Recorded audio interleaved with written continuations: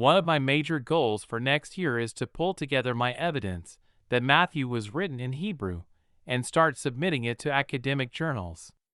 A big part of that is finding reasonable, honest people that read what I've got and push back against it.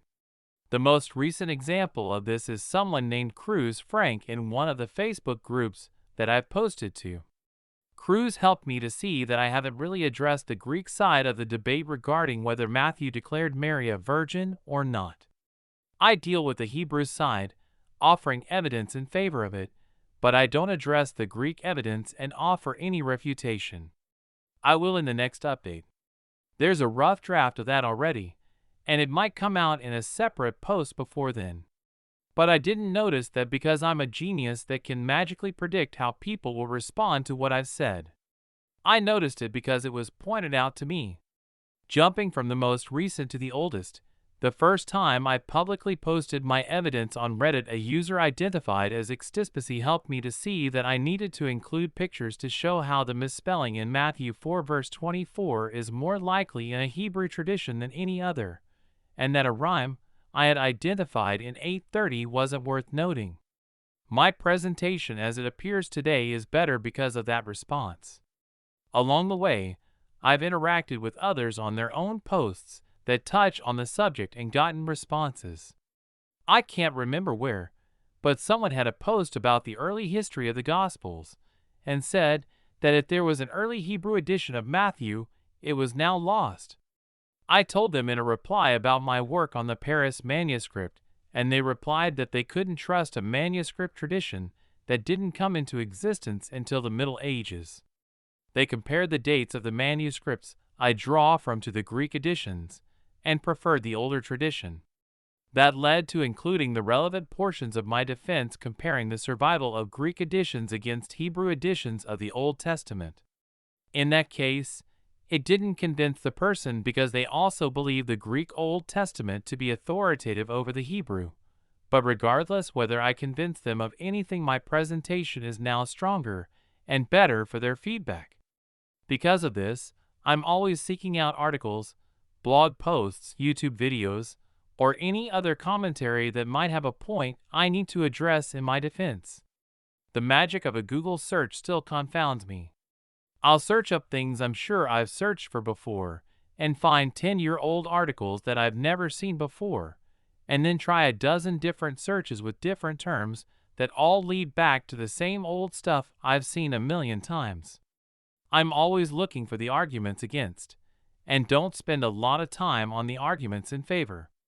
I don't need help confirming what I believe. I need to find the weakest points in my defense and bolster them. That's how, a few weeks ago, I ended up on a YouTube video by a channel called Messiah Matters. The video was dealing with the claims by a couple of Messianic believers that the New Testament was entirely written in Hebrew.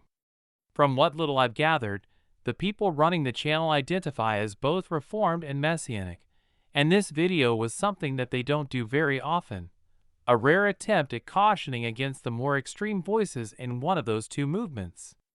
Most of their content seems directed more at daily living as a Messianic Christian, or as a Reformed Christian, or as someone living at the intersection of those. I don't identify as either Messianic or Reformed, so they're probably not going to make the budget allotment for my YouTube viewing time very often. But if you are one or the other or both, then they might be helpful for you. I always appreciate people that are willing to caution against extreme voices in their own groups. Most of what was said in the video was irrelevant to my position. I don't know the people they're responding to, and I think that the other three Gospels were written in Greek.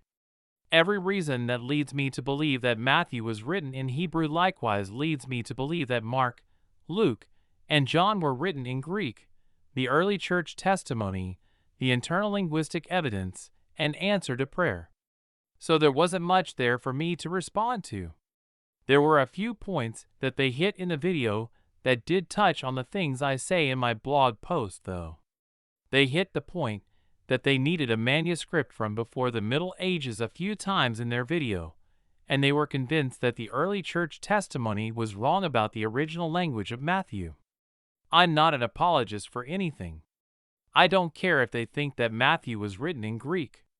Heck, I don't even care if they think that the King James was the original pen by Matthew himself. They don't. I'm just making a point. What I care about is the reasons they believe what they believe. And while they were very clear in the video that they believe an older manuscript is necessary and that the early church got the language of Matthew wrong, they did not tell why they believe those things. So I decided to ask them. I never know where a well-reasoned, consistent answer will come from. I always try to reply to these things as respectfully and carefully as I can. They don't need to read my entire defense to address just these 2 points. I'm a busy guy, and I start from the place of assuming their time is every bit as valuable as mine. I do the same when someone replies to my blog posts. I carefully read what is said to me and do my best to address what they're saying. Sometimes the best I can do is to say, "That's an interesting point. I'll have to think about that more." Every so often, I'll get a reply that doesn't seem to relate to what I said at all, and I have to say, "I'm sorry, I think I've missed something. Could you help me see how this relates to what I've said?" There are times when I have thought about a question someone asks, but I haven't addressed it directly. For example, when someone asks me why Jesus never publicly identified as Christ, I will answer, "It would have meant something different to the people of his generation, and Jews of today, for that matter, than what he meant." This is similar, but not exactly the same as something I have a blog post on. Why didn't Jesus call himself God? Very occasionally, I'll get a reply back that this doesn't really answer their question, and I'll reply with something like, "You're right, it doesn't. Right now, I don't have the energy to put into a full answer, and there are particular to the one that won't apply to the other and vice versa. If you'd like to explore those particulars together, we can. Just let me know which ones you want to focus on." I'm sorry if I didn't fully communicate that I didn't intend that to be an answer, but the full answer to your question will follow the same basic outline as the other question, and it's what I've got right now fully fleshed out. Sometimes I don't hold up to my own standard, and I'll have a reply that seems hostile when I first read it, and I'll reply with the hostility that I read into it. When that happens, whether I get called out on it or if I notice later on my own, I always apologize. None of us are perfect, but all of us have the power to seek improvement. So I replied to their video with this. I just stumbled across this video today. I'm in the process of trying to pull together my thoughts on why I think Matthew was originally written in Hebrew such that I can start trying to submit to academic journals next year. A lot of what you say here is connected to John and/or the authors you're responding to. And I'm on your side that John was written in Greek, and I don't know the authors. There are 2 points that I would like to push back on slightly just because they do touch on my arguments for Matthew in Hebrew. First and foremost, are there any other documents from antiquity that modern scholarship has determined that the ancients were wrong about the language of composition? Also, there seems to be a sense that the language of the oldest manuscript must be the language of composition, or that the age of the manuscript is the primary indication of a manuscript's value. How do you square that with Esther? Do you take Esther from the Greek as it is in Sinaiticus? Or do you take it in Hebrew, as we only have hundreds of years later, and downplay the age of Sinaiticus as far as value because you go to the original language first? I found their reply hopeful. Hi Sean. I have written on this in much more detail. You may find this article of more interest. I speak directly to the claims that Matthew was written originally in Hebrew. https://torahresource.com/article/and-what-language-were-the-synoptic-gospels- written. As I said, I'm a busy guy, and I don't much appreciate an irrelevant response. So when they sent me to a blog post where they claimed you have written on this in much more detail, I rearranged my schedule so that I could get right to reading it. Sadly, neither question is addressed in the blog post. There is nothing in the blog post that says why the language of the oldest manuscript should be preferred, Nor is there anything that identifies another document where the ancients wrongly identified the language the text was originally written in. There's a certain kind of mass disrespect that I cannot abide. If someone doesn't have an answer, it's okay to say they don't have an answer, and it's okay not to answer. But when someone pretends to have an answer and flushes a question towards a source that doesn't answer it, that's dishonest. It can be one of two things.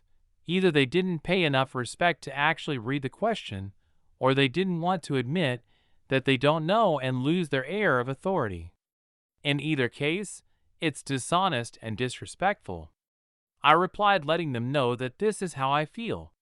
That was an interesting way to avoid my questions. Since your document does not address my questions at all, am I to take this as meaning you don't have answers to them and just wanted to look authoritative by providing an unrelated link? As I said, when I've been confronted with similar points, I've apologized. They did not. They decided to tell me how busy they are, as if I'm not busy.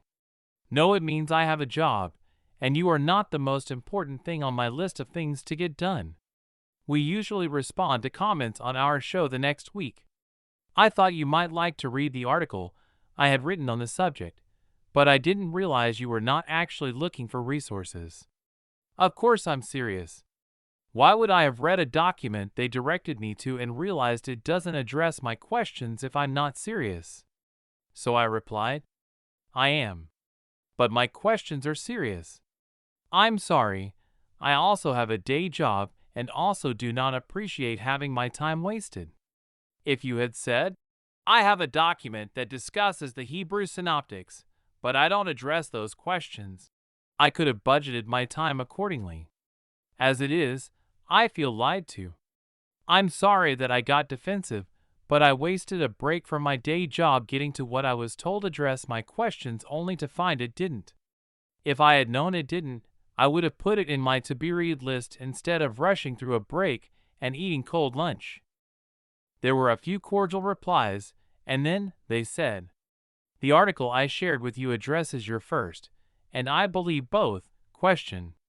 The ancients did not believe the book of Matthew was written in Hebrew.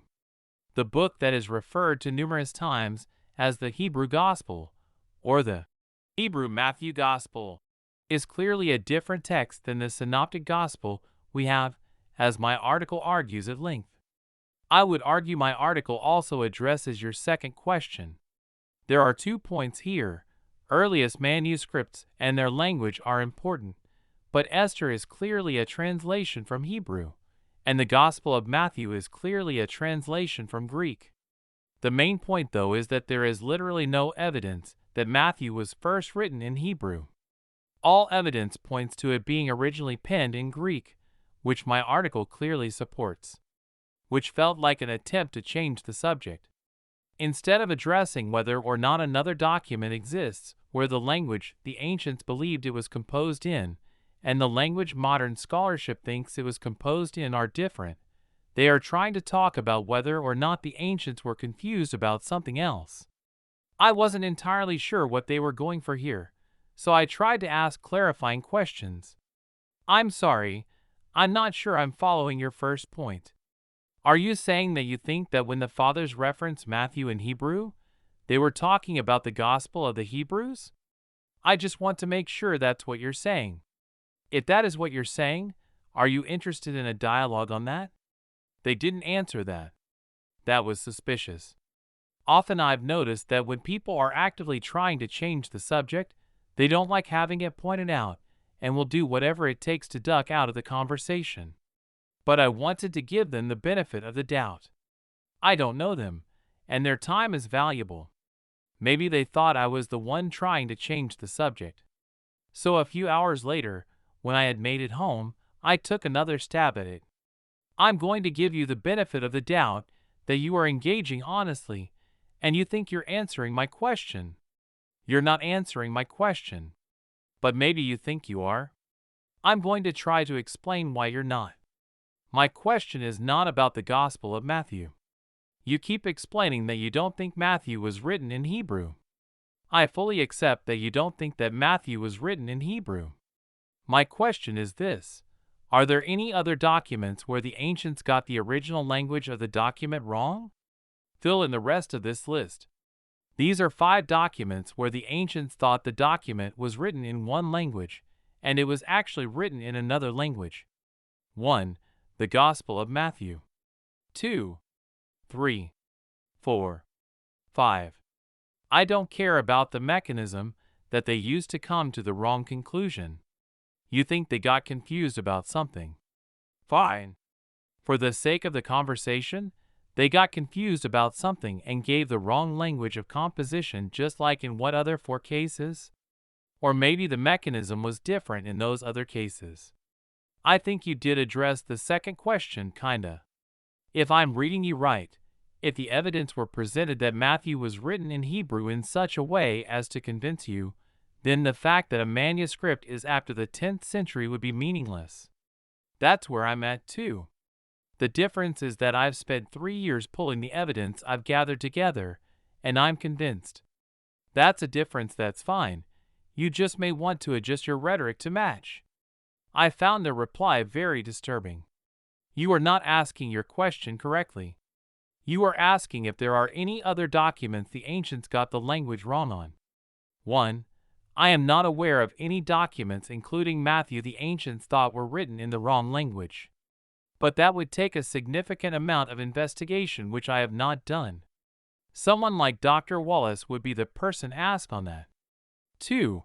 From a linguistic perspective, we can usually tell which language a document was first written in, including Matthew and others. For instance, Bezie has Latin and Greek side by side. But it is a matter of debate as to which one was copied off the other. However, this does not negate which language it was originally written in. 3.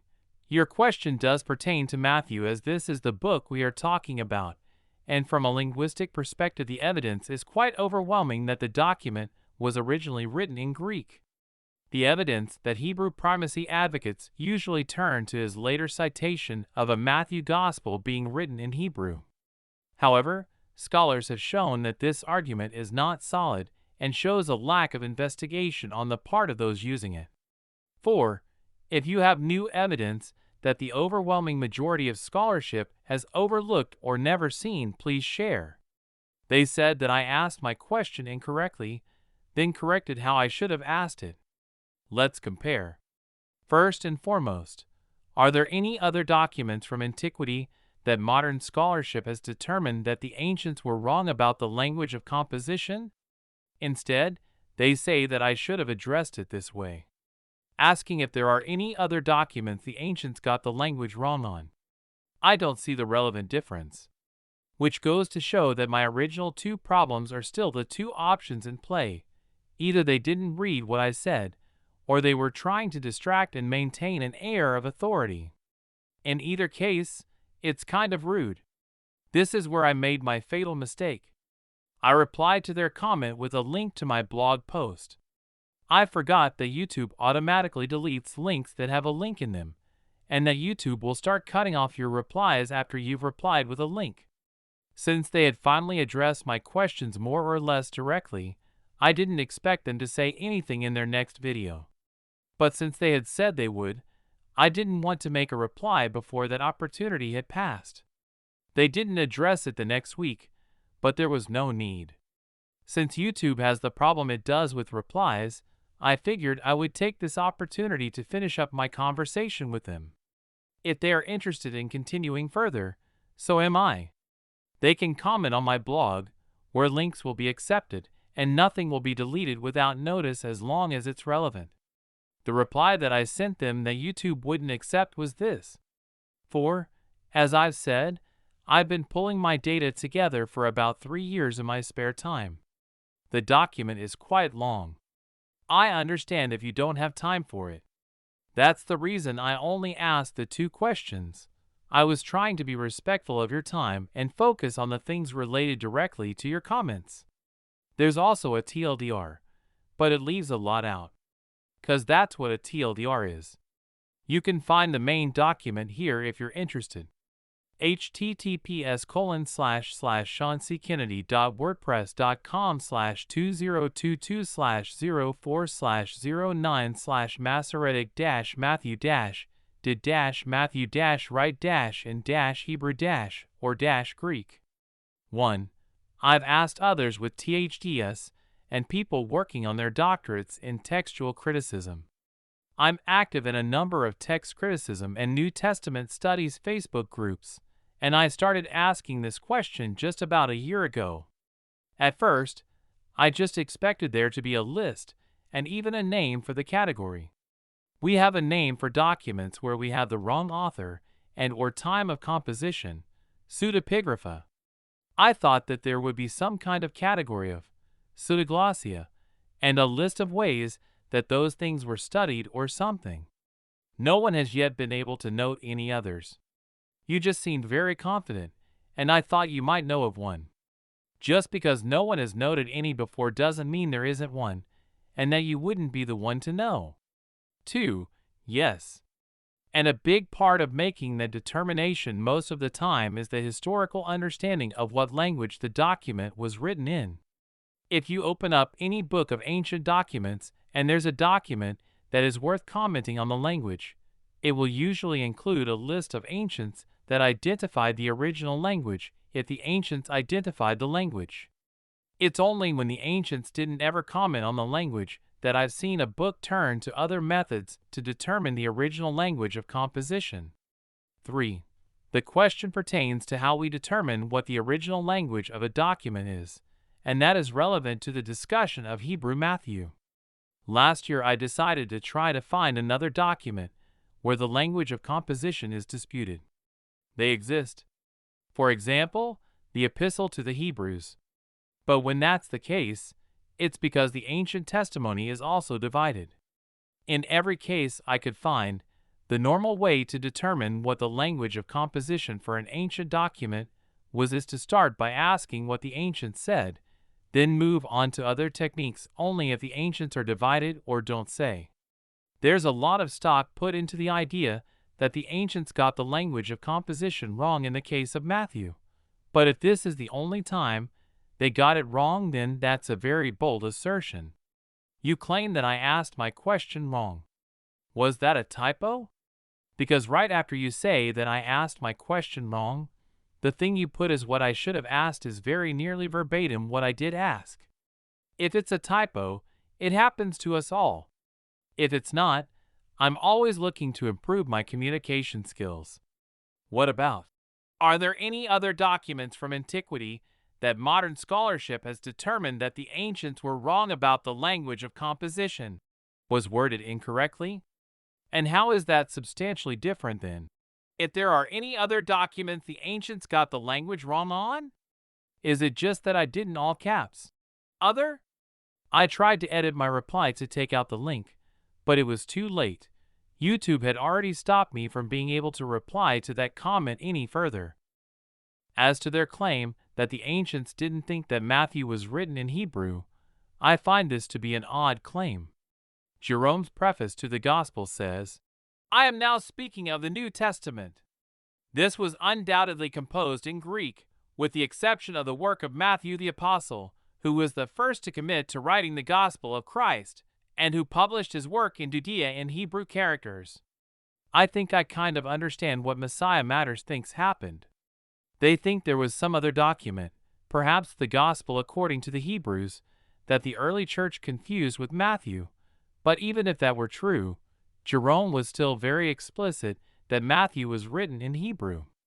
We have a similar statement from Jerome in Lives of Illustrious Men where he says, "Matthew, also called Levi, apostle and aforetimes publican, composed a gospel of Christ at first published in Judea in Hebrew for the sake of those of the circumcision who believed, but this was afterwards translated into Greek, though by what author is uncertain." Jerome then goes on to say, "I have also had the opportunity of having the volume described to me by the Nazarenes of Beroia, a city of Syria, who use it. In this it is to be noted that wherever the evangelist, whether on his own account or in the person of our Lord the Savior, quotes the testimony of the Old Testament, he does not follow the authority of the translators of the Septuagint, but the Hebrew. So it kind of feels like if Jerome was trying to talk about another document, he didn't do a very good job of explaining that. Of course, Jerome could still have been confused, but that still means that he thought the Matthew that we have today was composed in Hebrew. Even if there were some other document that was composed in Hebrew, and the early church confused it with Matthew, it still stands that a Matthew in Hebrew that they identified was correlated with the Matthew that we have today. Of course, I have more examples than just Jerome in the main document, but I'm trying to keep this article focused on the point and find Jerome the easiest source regarding that point. There is also a point in the blog post they directed me to that I would like to address. Their first two sentences under the heading, "The Importance of the Debate," say, "Some might think that this is a detail that really doesn't matter at all, but the discussion hits on a much bigger issue, and that is the inerrancy of Scripture. Since the earliest manuscripts of the Synoptic Gospels we have today are written in Greek, those that say it was originally written in a different language are essentially making the claim that we don't have the words of the original manuscripts, just a translation of the words from original manuscripts. As I discussed in other places, I'm not a big fan of terms like inerrancy for exactly this reason. It turns into a, 'I hold to inerrancy better than you do' competition. I don't know where they stand on textual criticism, but in my case at least this complaint does not hold. I believe that we do have the text of Matthew in Hebrew, recoverable through the art and science of textual criticism to the same degree as any other biblical document. I've even noted that no matter a person's personal favorite flavor of textual criticism, there's a Hebrew text of Matthew to very closely match it. If you're a critical text guy, George Howard's text is going to feel pretty much at home on your shelf. If you're a majority text guy, like me, then something more in line with the Paris text is going to feel better. If you're a Textus Receptus fan, the Munster text will be just fine for your purposes. This kind of posturing, if you don't believe that the Greek is the right text, then you don't believe in preservation/inerrancy, is just the kind of proclamation that feels like a power grab. It's saying, if you believe differently than me, then I'm going to say you're not really a Christian. Okay, go ahead. Say I'm not a Christian. Watch me not care. I'm a truthist then. I follow what's true, and the truth himself came in the person of Jesus Christ. Whatever you want to call that, that's what I am. These kinds of attempts to scare me into falling in line without evidence ring hollow. I do hope that Messiah Matters really is interested in pursuing the questions related to the original language of Matthew. I hope that they can find weak points in my presentation. If I'm wrong, I hope they can direct me to the evidence that will show that I'm wrong. Right now, I have to say that the evidence is tilted towards them not being interested. Either they're just not interested in pursuing this, which is fine. Just because it's my hobby doesn't mean it has to be theirs, or because it would undermine their authority to admit they might have gotten something wrong. I guess we will see where things go from here.